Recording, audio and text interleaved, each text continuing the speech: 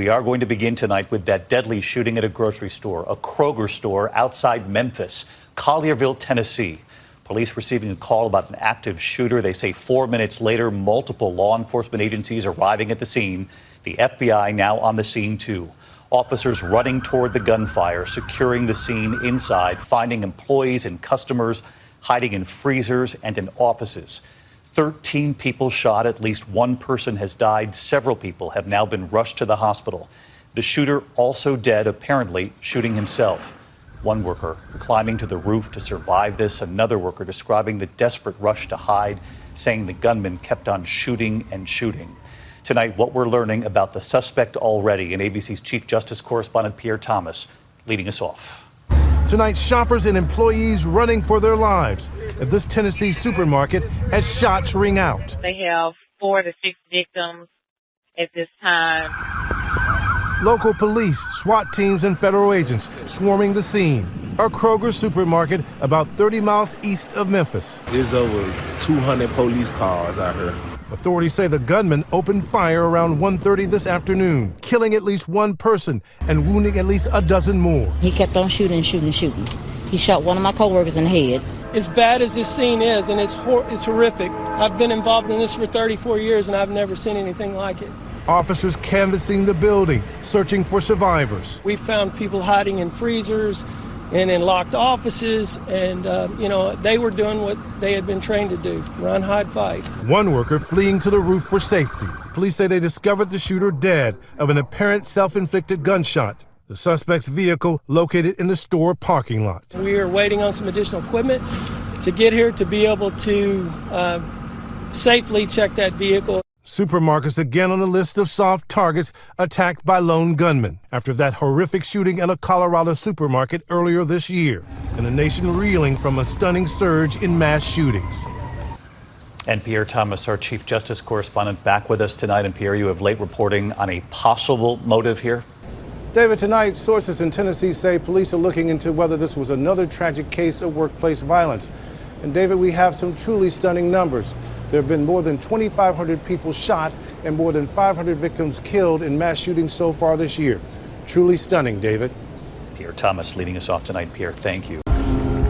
The Canadian company, famous for its yoga pants, is stretching its reach. For at least the next 4 Olympic Games, Team Canada will be wearing Lululemon. So I think it's an opportunity for us to work with athletes, work through this incredible partnership, and have guests wear Lululemon celebrating our incredible country. The financial terms have not been disclosed, but the deal has been in the works for 2 years. A number of Olympic items are already on sale, with more to come. And I challenged the team with one big objective, and that was to make the Canadian Olympic athletes and Paralympic athletes the envy of the village. While many companies struggled during the pandemic, Lululemon's profits soared. More people were working from home and looking for comfortable yet work-appropriate attire. Canada! Lululemon is taking over from Hudson's Bay, which had the contract since 2006. Its recent Tokyo designs got global attention. It's billed as a twist on the iconic Canadian tuxedo. Okay, that jacket is straight garbage. In a statement, Hudson's Bay says it's proud of the kits worn by athletes on the world stage and wish them continued success. The Bay is going through immense upheaval right now, literally around its own survival.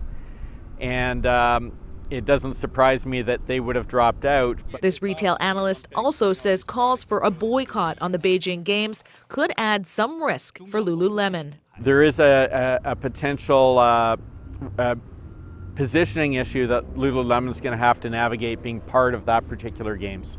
But for some Vancouverites, there is pride. Olympians will be wearing gear from a hometown company. I think it's pretty cool because, something that you see on the road and they get to dress the athletes. And it won't take long to see that on the Olympic stage. The next games begin in less than 5 months.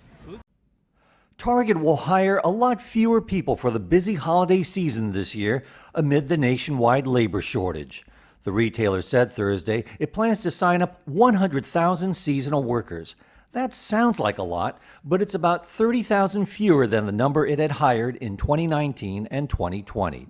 Target said it'll make up the difference by offering its existing employees more work hours. It said they should earn $75 million in additional pay.